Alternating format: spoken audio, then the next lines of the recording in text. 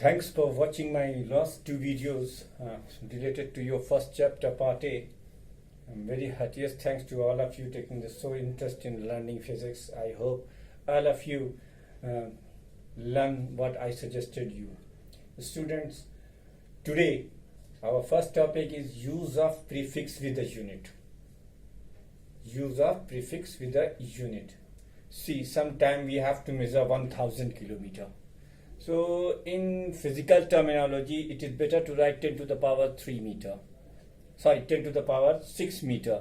So how will you convert 1000 kilometer into 10 to the power 6 meter? It is the conversion table. Okay. For the big measurement, this is the conversion table. I explain each and every term. For 10 we use deca. For 100 we use hecto. For 1000 we use kilo. For 10 to the power 6, that is 1 million, is mega. And for 10 to the power 9, giga, tera, 10 to the power 12, and peta 10 to the power 15. This table is for big measurement, बड़े बड़े measurement के लिए. अभी आपके सामने बहुत सारी ऐसी यूनिट्स आएंगी जिसमें आपको ये सारी पावर्स दिखाई देगी, तो फिर उन सारी पावर्स का आप ये सिंबल याद कर सकते हैं. इसमें मैं आपको सलाह दूंगा कि ये आप 3 जरूर याद रखें. You should remember this 3, kilo, mega and giga. ये 3 इसमें आप याद रखें. और इसके अब ये देखिए छोटी यूनिट्स के लिए deci, centi, milli, micro, nano, pico and femto. मैं आपको सलाह दूंगा कि आप सेंटी, मिली, माइक्रो, नैनो और पीको ये आप याद रखें कि अगर कहीं 10 पीको लिखा हुआ है तो इसका मतलब 10 टू द पावर -12 है. अच्छा, पीको के आगे कोई यूनिट होगी, जैसे पीकोमीटर. अब पीकोमीटर कहाँ यूज होता है बेटा? एटॉमिक डिस्टेंसेस मेजर करने के लिए. अब जैसे यहाँ पर देखो ये जीगा है, 10 to the power 9. Speed of light इससे 1 पावर कम होती है, तो जीगा वहां यूज हो जाएगा.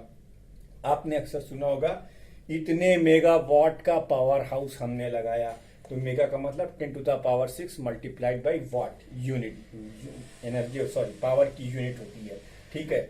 किलो से तो आप लोग बहुत अच्छे से मिले होंगे. माइक्रो 10 टू द पावर -6 है. तो प्यारे बच्चों, इसको आप ये दोनों ही टेबल आप इसे ऐसे ही नोट कर लें. वीडियो को पॉज करके इसे आप टेबल को अपनी कॉपी पर उतार लें, और जो मैंने मार्क किए हैं वो आप प्लीज लर्न कर लें. ये आपके बहुत काम आने वाली हैं, क्योंकि अब आपकी फिजिक्स जो है वो ब्रॉड और क्लासिफाई हो जाएगी. ठीक है. अब पहले की तरह सिर्फ और सिर्फ छोटी मोटी डेफिनेशंस याद करके और स्ट्रेट फॉरवर्ड फार्मूलाज के बल पर ही हम फिजिक्स को टैकल नहीं करेंगे. हमें कॉन्सेप्ट को लर्न करना है, अच्छे से अप्लाई करने आना चाहिए.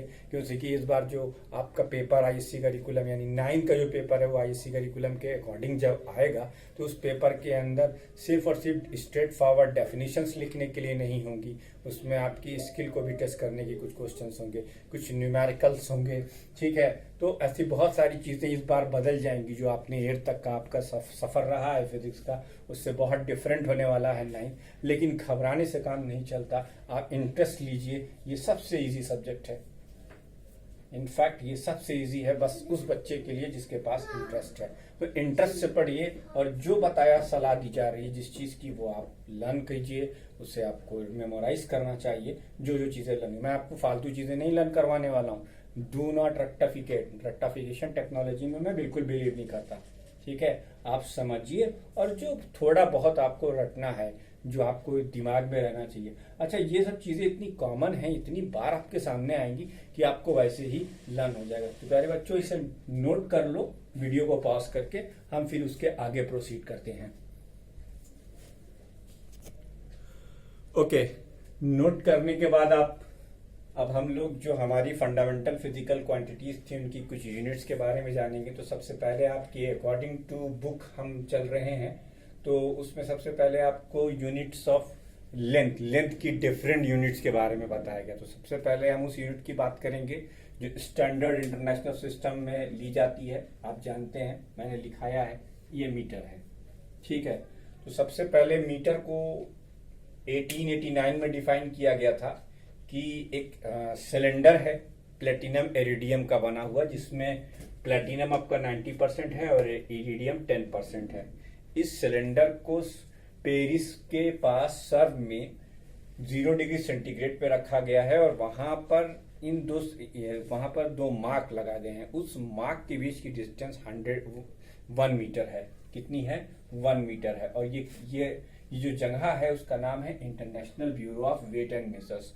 सारी दुनिया पहले इसी इंटरनेशनल नॉर्म को फॉलो करती थी अपना मीटर स्केल बनाने के लिए, ठीक है।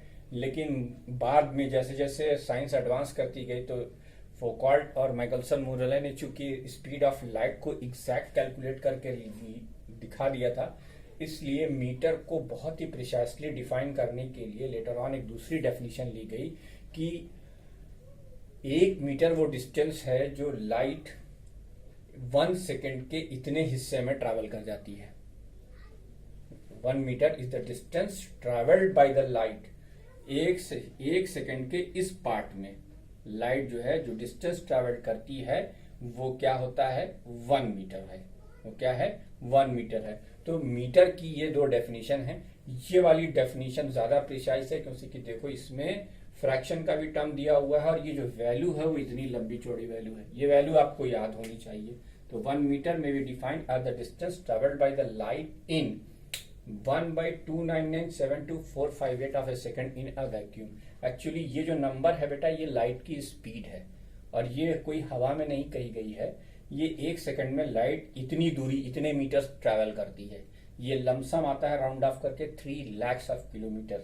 तो 1 सेकंड में वो 3 लाख ऑफ किलोमीटर चलती है। तो 1 मीटर चलने में कितना टाइम लेगी, यूनिटरी मेथड से ये चीज निकाली गई है। अब आप ये दोनों डेफिनेशन नोट कर लें, जिसमें ये लेटर ऑन वाली डेफिनेशन इंपॉर्टेंट है। आपके बोर्ड में एक क्वेश्चन पूछा जा सकता है कि define the standard international system of unit metre. तो अब आपको उसके आंसर में ये लिखना है, या डिफाइन मीटर। दो सवाल यहां से बन रहे हैं, या तो define standard international unit of the length या फिर डिफाइन मीटर। दो में से कोई भी अगर सवाल आया तो जवाब आपका यही रहेगा। आप लेटर ऑन से मत शुरू कीजिएगा, आप यहां शुरू कीजिएगा in terms of speed of light according to which it is defined. तो इट की जगह पर आप मीटर लिख दोगे, सवाल का जवाब आप लिखना शुरू कर दोगे। यहां तक आपको पूरा याद करके लिख लेना है। तो वीडियो को पॉज कीजिए और ये दोनों डेफिनेशंस नोट कीजिए, बाकी फिर हम आगे की बात चर्चा करते हैं।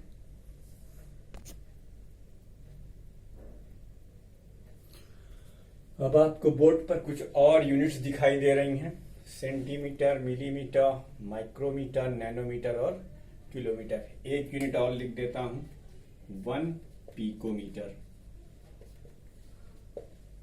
ठीक है, ये होता है 10⁻⁻12 मीटर, इसे 1 pm कहते हैं। ठीक है, एक यूनिट और लिख देता हूं, 1 फर्मी। ये 10⁻⁻15 m यानी 1 FM होती है। तो ये बेटा ये कुछ और यूनिट्स हमने आपके सामने लिखी।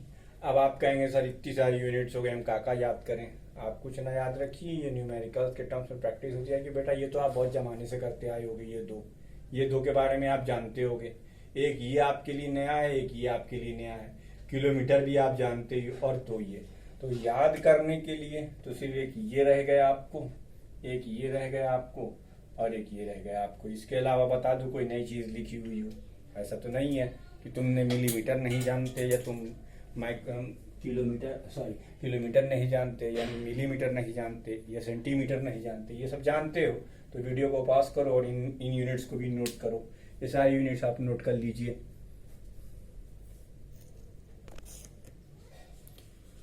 ओके, अब 3 और यूनिट आपके सामने आ गई हैं। एक एस्ट्रोनॉमिकल यूनिट।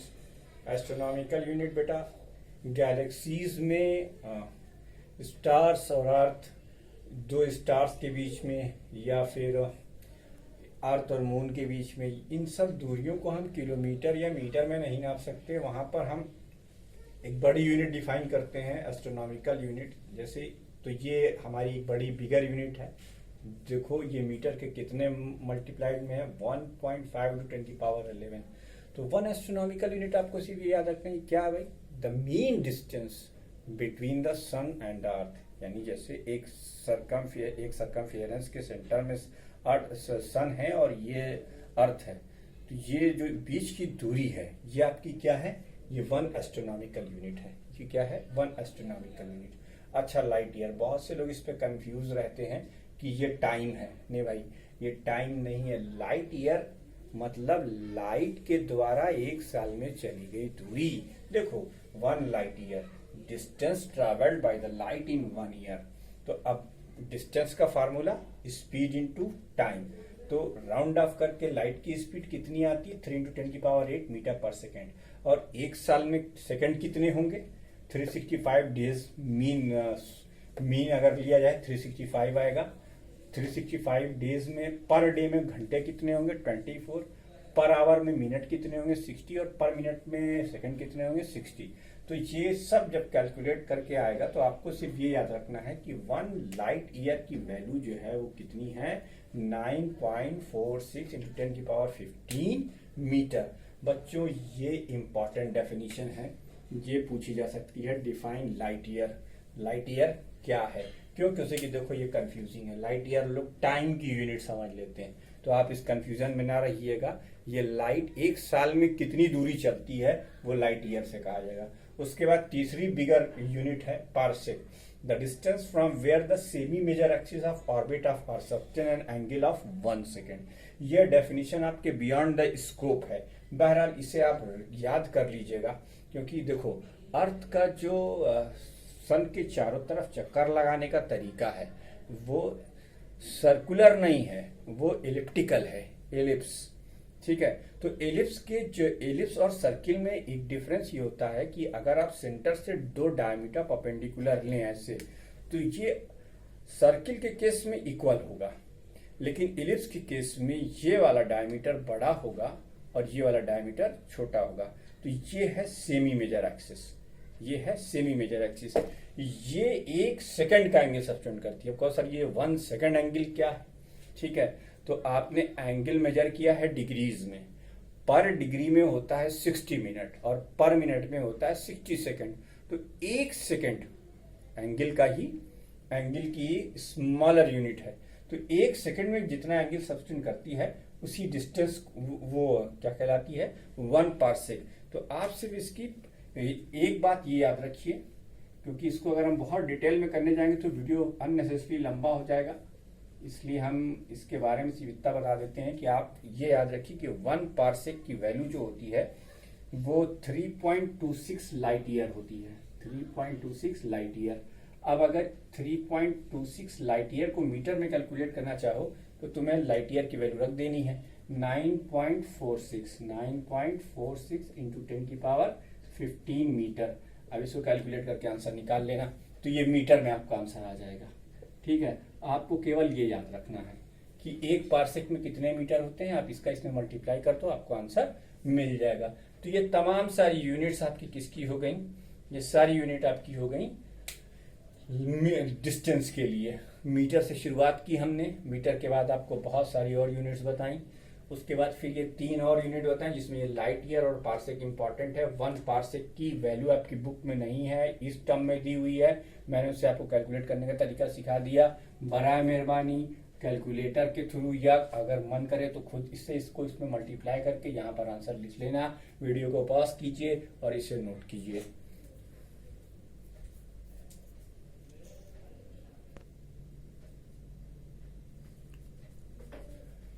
तो यूनिट ऑफ मासेस में आपको मालूम है मास की SI यूनिट किलोग्राम होती है।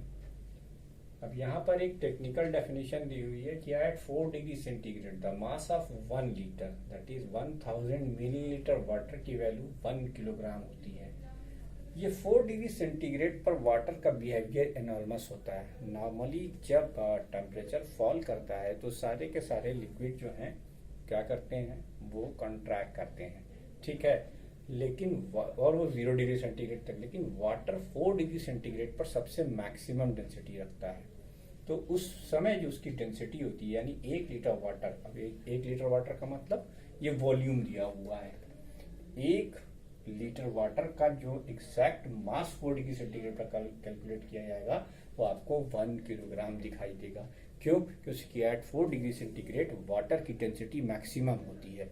वो कितनी होती है? 4 डिग्री सेंटीग्रेड पर 1 लीटर वॉल्यूम ऑफ वाटर में exactly 1 kilogram of mass of water होता है। ठीक है, इसकी दूसरी definition international bureau of measurement Sevres near Paris में कहा गया कि भाई उन्होंने जो वही इरेडियम प्लेटिनम सिलेंडर जो इससे पहले भी हमने कहा था कि 2 मार्क लगाए गए हैं, वो इतनी दूरी पर हैं, वो 1 मीटर है, लेकिन उसके लिए टेम्परेचर हमेशा 0 डिग्री सेंटीग्रेड होना चाहिए।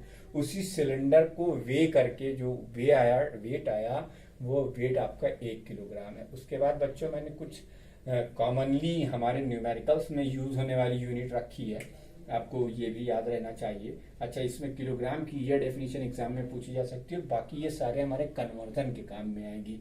जैसे 1 ग्राम आपको पता होगा 10⁻³ किलोग्राम है, 1 मिलीग्राम आपको पता है 10⁻⁶ किलोग्राम है, यानी 1 मिलीग्राम भी इसे हम डिनोट करते हैं। 1 क्विंटल है 100 किलोग्राम है, 1 मीट्रिक टन है 10⁻³ किलोग्राम है। ठीक है, वीडियो को पॉज करके ये सब नोट कर डालिए।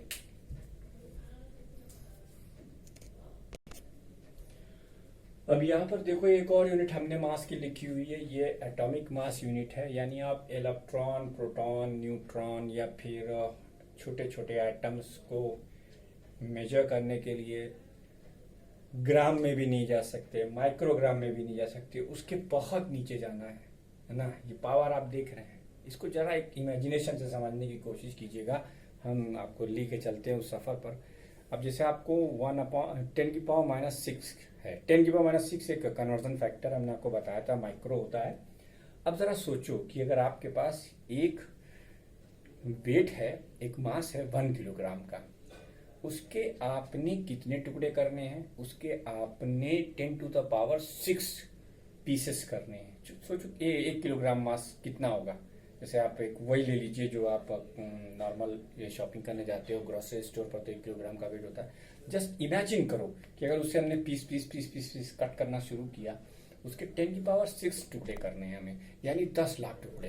तो एक टुकड़ा कितना होगा, वो एक टुकड़ा है। अब उस एक टुकड़े को उठाकर फिर उसके हमने 10 लाख टुकड़े करे, फिर उसमें से एक टुकड़ा उठाकर उसके हमने 10 लाख टुकड़े करे, तो ये जो 10⁻18 -18 आएगा, उससे भी कहीं नीचे जा रहा है ये।